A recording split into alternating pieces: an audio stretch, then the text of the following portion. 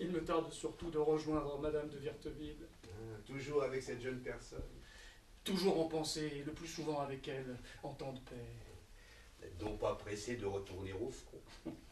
Je préfère la chaleur de sa peau à celle de la poudre. Après Maastricht, je resterai auprès d'elle.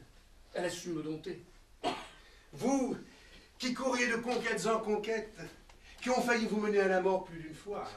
C'était mes années de cabaret et de débauche. Je sautais d'un balcon, puis d'un lit à l'autre. Vous aviez 20 ans. Je croyais avoir trouvé la sérénité avec Anne-Charlotte. Et ce fut la guerre.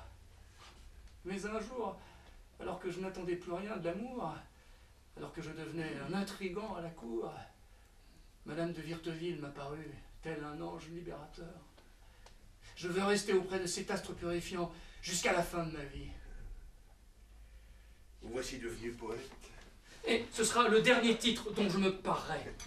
Monsieur de Batz de Castelmore, comte d'Artagnan, général des armées, capitaine-lieutenant de la première compagnie des mousquetaires du roi et astronome en chef du cœur de Madame de Virteville. Si cette charge était à vendre, je vous l'aurais offerte, d'Artagnan. Et je l'aurais acceptée. Pour une fois, à la bonne heure.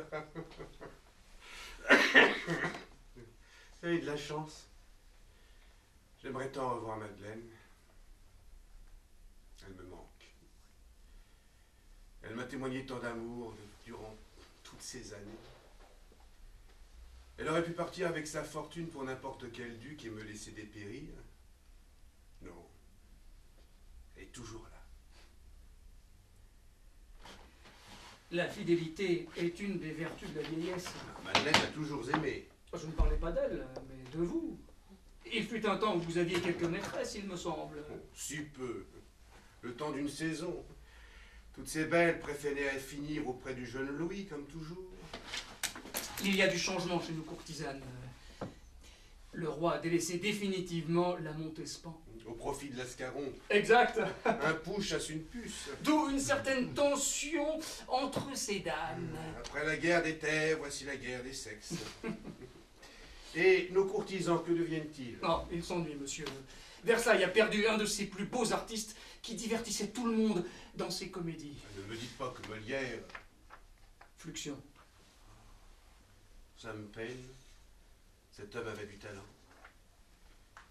Hélas, nous sommes tous mortels. Savez-vous que Paris change de visage chaque jour un peu plus? On s'est enrichi de l'observatoire.